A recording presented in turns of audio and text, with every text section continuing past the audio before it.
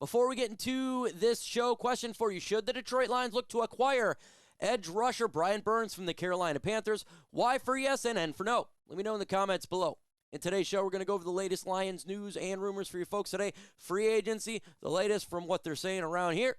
Lions Super Bowl odds looking pretty good. Brian Burns, should the Lions look to acquire him? Amon-Ra, St. Brown, what would a contract extension look like? Should he get paid? Big deal here.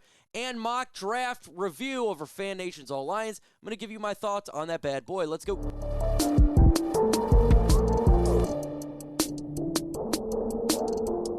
If you're a fan of the Detroit Lions, hit that good old subscribe button. It's easy to do so. Hit it. Join the fam. Let's get into free agency 2024. And one of the players on the list here for the NFL.com that teams should look to get to was actually Josh Reynolds, and I like it. At 6'3", 194 pounds, Reynolds has a length to grab deep balls. The defense has used advantage leverage of 15.2 yards per reception with the Detroit Lions this season. With Jamison Williams suspended for a few games of the season, Reynolds emerged as a primary deep threat for an explosive Lions offense. And it's true that Josh Reynolds was a big part of the Detroit Lions offense this year, and I think the Lions should look to go ahead and bring him back. If you look at what he did this year, 29 years old, 40 receptions, 608 yards, 5 touchdowns, an average of 15.2. And him and Jared Goff have a fantastic chemistry together.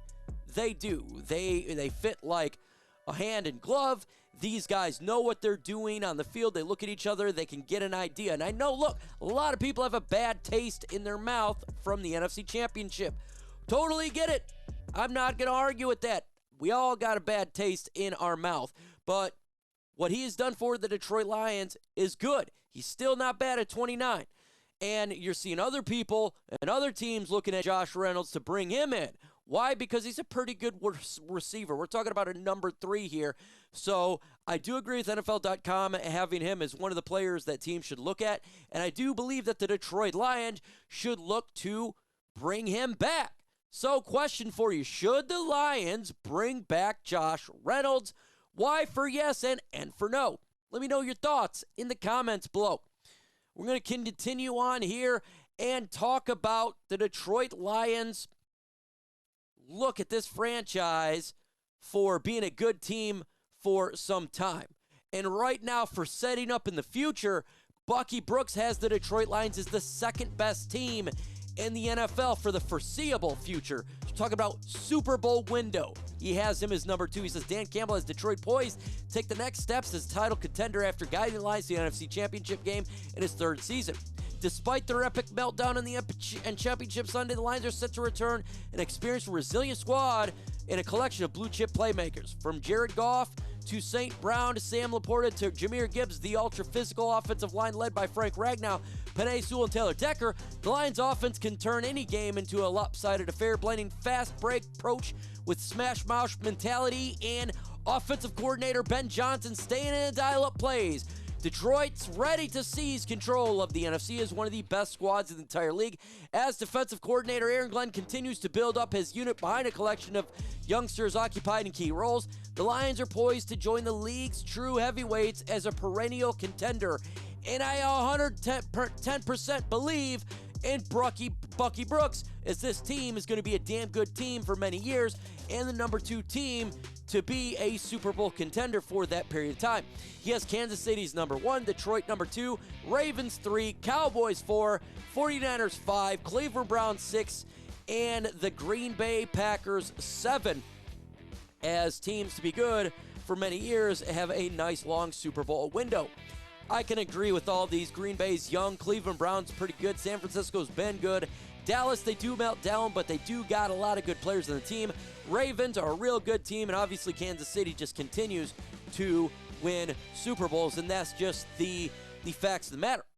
And with the NFL's 8 biggest Super Bowl windows right now, Lions are sitting at number 2, and it's a damn good feeling if you ask me. It really is, because I do believe we're one of those teams. But you know what else I also believe is that Game Time is epic, and you need to get Game Time with killer deals, last-minute tickets, lowest prices guaranteed. You can stop stressing and start getting fun for the hype that you're going to have. It's real simple, folks. It's easy. Find and buy tickets for every kind of event in your area, sporting events, concerts, comedy shows, or whatever. The lowest price guarantees the game time guaranteed, which means you always get the best price. You find tickets in the same section, area, row, or less. Game Time will credit you 110% of the difference. You can get exclusive flash deals on tickets for football, baseball, basketball, concerts, and more. In the middle screenshot, by the way, I think it's a fantastic feature of the app. It shows you where your seat is like a 3D live photo. It's simple. You plug in Lions Chat to get $20 off, and you can save some money. You go to the redeem code section, plug in Lions Chat, terms to apply. You do got to create an account. Put in Lions Chat to get $20 off your very first purchase. So get started right now. You need to do it right now. Game Time.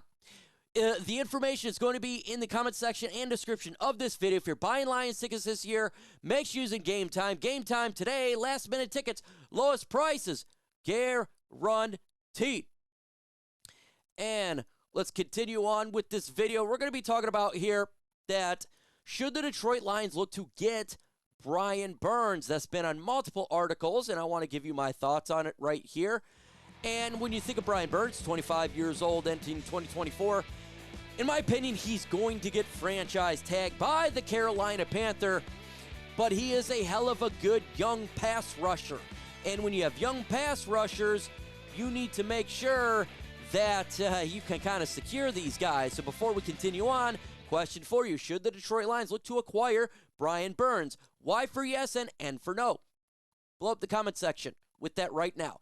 Again, I do believe Brian Burns is going to get tagged. So if the Detroit Lions are looking to get a Brian Burns, folks, you're going to have to go ahead and probably have to do a trade after the NFL draft or before the NFL draft, because I think he's going to be franchise tagged, and the Lions do got the 29th pick. So if the Lions are trying to get a Brian Burns, you would have to do that with the 29th pick or next year. There's still players the Lions could get, and I think that's the way they need to go is via free agency here. You can get Jonathan Greenard if he is not franchise tagged, a hell of a pass rusher, A.J. Epinesa, young pass rusher, get him in free agency. My number one guy, Danielle Hunter, you can acquire him in free agency, and Josh Allen as well, a young pass rusher. Those options there make it to where the Detroit Lions don't have to trade any sort of draft capital, and that's the way that I like to be. I like to get players without making trades first.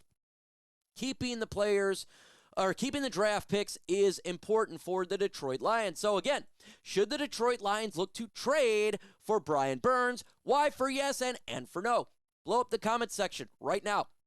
The Lions should consider giving my guy, Amon-Ra St. Brown, a contract extension. 24-year-old. And right now, he's extremely underpaid, folks. We're talking about $1.2 million. He's outperformed this contract significantly. He has. He just is the guy to get it done. Why? Well, if you look what he did this year, he had 119 receptions for 1,515 yards, 10 touchdowns, an average of 12.7, destroying those numbers for contracts. So what would it look like? Well, here is the top 10 contracts for wide receivers right now in the National Football League. Keenan Allen at $34 million and DK Metcalf at $24.5 million. I think you're going to have to go in between there. We're talking about Deebo Samuel, Cooper Kupp type of money. $29 million a year for Amon-Ra St. Brown. Why? Because he is a number one wide receiver. I don't care about his size. I don't care about none of that. We know what he can bring. He is a number one wide receiver, and I know it's some big money. It's buku money. It's insane money. But, folks, he's worth it. He is absolutely worth it, and I do think that the Detroit Lions should look to sign St. Brown, get him a contract extension, make him a Detroit Lion for many, many years. Yeah, there's a little bit of risk, right? There is a risk. You can get in trouble there and you can screw up, but the Lions should go ahead, extend St. Brown. He is always playing. I'm not worried about it. There's always a little bit of worry, but I'm not worried about it. So question for you, should the Detroit Lions look to extend Amon-Ra St. Brown? Y for yes and N for no. And let me know your thoughts of what a contract would look like. Let's continue on here and talk about All Lines Fan Nation's mock draft. They just did it here. I want to go over it because I think it's a good one. Chris Braswell is an option for the Lions at edge at 29. I don't know if that's the route they're going to go, but he is an option. Still, I think that I would like the Lions to, if they're going to edge, I'd like them to trade up, but he's not a bad option. Round 261, I love T'Vondre Sweat. I think this would be a fantastic pick. I don't think he'll be sitting there. I think, I mean, it's possible. It's possible, but man, that would be a little bit of a fall, and it would be great for the Lions. I love that pick. Renardo Green, cornerback, Florida State. I'll take that in the third round, but maybe the second, third round pick. He's an option for the Detroit Lions. It's going to take a year to develop him, but he is a big outside corner, can develop into a number one. And I'm fine with getting corners in round 3. That's if you get one in free agency. There's no free agency for this video at this point, so just keep that in mind. That if I'm doing that, I would like to get a free agent cornerback in free agency. So preferably cornerback at the first pick. Christian Mahogany, Boston College guard, love it. Plug and play guard right now. If Jonah Jackson is not there, you could play left guard immediately. Luke McCaffrey, not high on getting a wide receiver. But look, if you're developing and you're just going BPA, I'm fine with it. But then you got to look at last year. You know, what about, we drafted last year, right? And what about the free agents that we potentially could be re-signing? Josh Reynolds and Donovan Peoples-Jones. But I'm fine with it from BPA, because BPA is BPA. Joshua Cardi, I've had him multiple mock drafts. Kick right there. I don't care if it says D. I give that an A. Tanner Bortolini, center, developmental center. This would be with the eye thinking that Frank Ragnow potentially could not be gone. Not this year, but the following year. You can develop him. What's wrong? His 7th round pick. He may suck. It doesn't really matter at that point.